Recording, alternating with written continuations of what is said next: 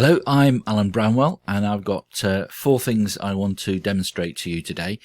Firstly, I'm going to look at how to upload files, and then we'll show you how you can send a link of the radio station, a listen link, to help promote the station. And we'll look at how you can create a web player as well, which will show off the station, and is really useful for you if you've got a website. And then also finally we'll look at how you can make the audio stream sound better for listeners. So firstly, I just wanted to let you see my Giants of Jazz radio page. So this is the front page of my website. Giants of Jazz Radio plays music from the 1940s to present day, all sorts of things. Currently it's playing a bit of Ray Charles, and this is the later on we'll be talking about how you can include this on your website. It's a web player. But firstly, when you go to the back end of the radio.co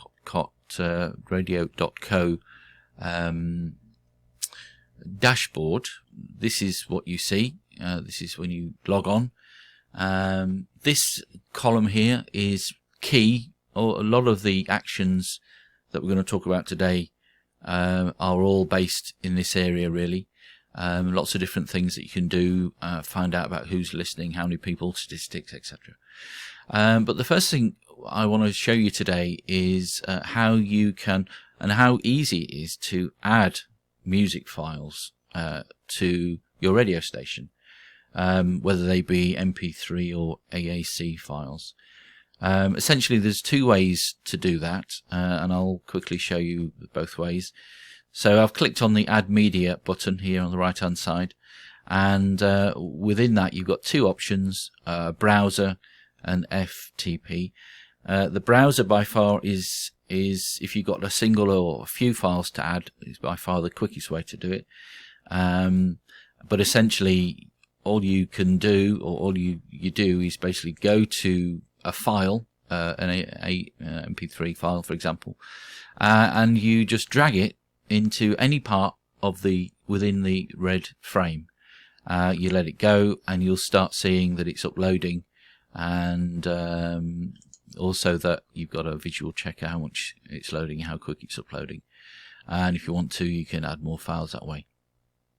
The other way to add files is a file transfer protocol, the details of which are in the second part of the Add Media button. And you can see that from there it's a bit more complicated, but you can upload a catalogue of an artist if you wanted to, relatively quickly. But what you'll need is a bit of a program called FileZilla. It looks like this when you've uploaded it onto your screen. It's free, but obviously it's populated with my radio stations. It looks complicated, but essentially this is the means in which you can do that.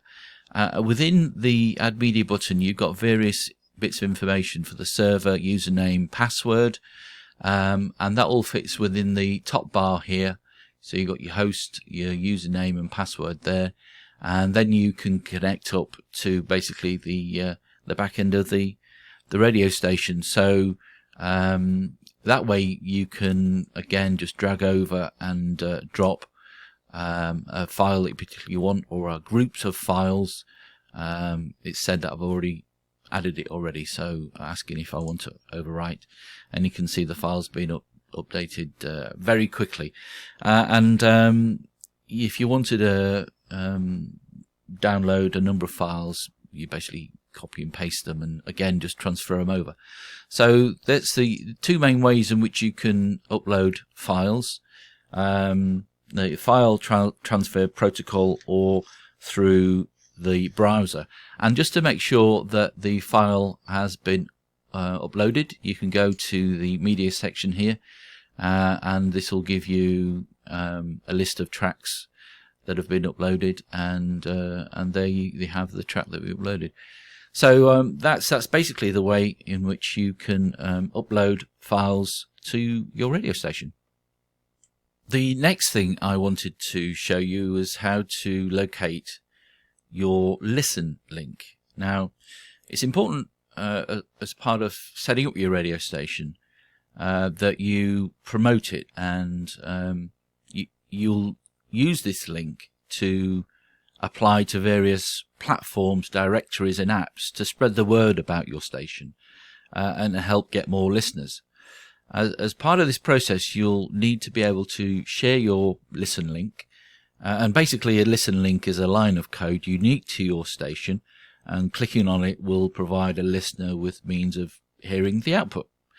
So I just wanted to start again by going to the dashboard, and within that, about 5 items down, you've got listen. So your listen link is located within here. You'll see when we open it, it consists of various streams of code and items, and when we're looking for the listen link, this is it here. It's located here, and you can copy it, and then you can even put it into an email or a newsletter, and it's a way in which people can listen. So when you're looking for your listen link, this is it here. If we just click on it, you'll hear some of the output of the station again. So by copying it and then pasting it to wherever you want, that's how you can promote your station. I've even added it to my Facebook page so listeners can enjoy the station that way. So that's how you locate your listen link. In this demonstration, I want to just take you through the basics of developing a web player. Just go back to my website. So I talked a bit about this. So this is the web player which has been designed through radio.co, and so you can put it anywhere on your website. As I mentioned also earlier, that I've even got it on Facebook, on my Facebook page as well. You can have a listen live button there. So we're just going to talk a bit about how you go about doing the basics of developing your web player. Again, we're going back to our dashboard and also this column here on the left hand side. If we click on the listen item, we've already talked about listen links, but below that is web players, and this is an opportunity for you to design this player in this module here. So if we wanted to design a new player, for example, we're going to go and when you click on that, you get various options. You would be requested to give your player a name. So let's just say Jazz Radio 2, and then we're gonna, and then within that you get various options where you can design your web player. And I must say that the options you're given are either a classic look or a bit more avant-garde, say looking at artwork. Just on the classic, after you've given your web player a name, you get various choices then to decide what size is it going to be. There's basically small, medium and large. Medium and large I think allow you to include artwork, maybe an album cover that's representative of your station. You can also look at options around colours as well. Really get into the detail of what you want your web player to look like. Again, just to stress that these things are really useful for making your station accessible to listeners, and keeping them informed of what you want to play or what's coming up next or what you've played, you can mess around with some of these controls and do lots of different things depending on how you see your station running, really.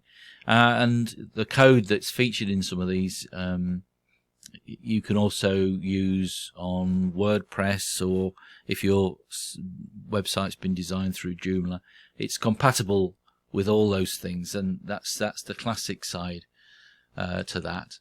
The other thing I just wanted to mention as far as artwork's concerned, that section of what you want to design really enables you to let your imagination run wild. You can be much more creative by using the artwork approach.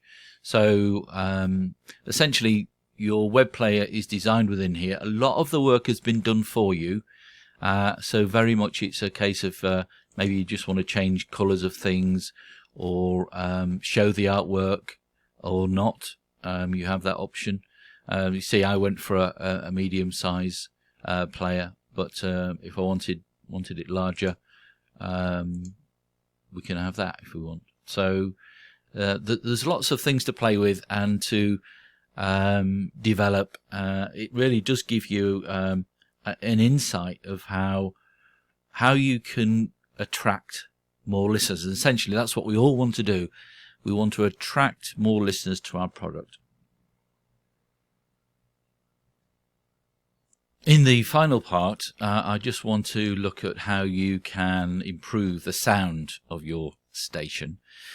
If we go down again through the dashboard and through down to the bottom here, settings, there's various ways in which you can improve the quality of your audio.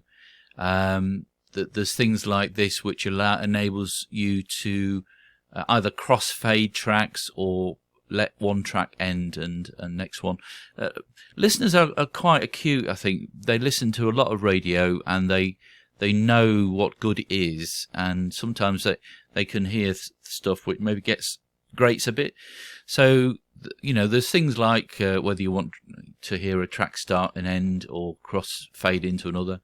There's also about making sure tracks aren't higher in volume than others. There's a normalization feature, and most importantly, down here you've got your audio stream quality. This gives you an opportunity to play tracks on either MP3 or AAC, which is advanced audio coding, and also if you want to get your station on mobiles, there's a way in which you can increase the quality of that. I mean, that's pretty good quality, I think, for CD quality, and it's important, I think, that we try and get the audio as best as we can, because we are competing with lots of other stations, and I just wanted to give you some tips on how to make your sound as best as possible. And there's a continuity about it as well. That's really important. So I hope you found what I've done on video today useful. If you did want more information, you can go back to radio.co. Thank you very much.